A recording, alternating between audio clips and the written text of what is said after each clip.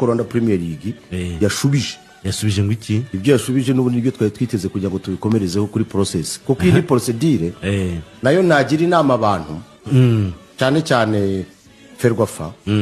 irebe kuko iyo uvuze ngo wandikira ubunyamabanga bwa Rwanda Premier League ntabwo igira ibyo nabyo ni nko kuvuga ngo andikira ikintu kitari nta bunyamabanga bifite se ntabwo Rwanda Premier League kuko igira ubunyamabanga ntabwo igira secretariat central general no ifite igira board ikagira na CEO ubwo rero bivuze ngo wandikira ubunyamabanga bukuru Rwanda Premier League ntibubaho wandikira baringa ubwo wandika nyine wandikira Rwanda Premier League ubwo uwipronounce nk'umunyamabanga mukuru ni CEO sibyo urabyumva neza kuko iriya ni company limited by shares ya Ferwafa sibyo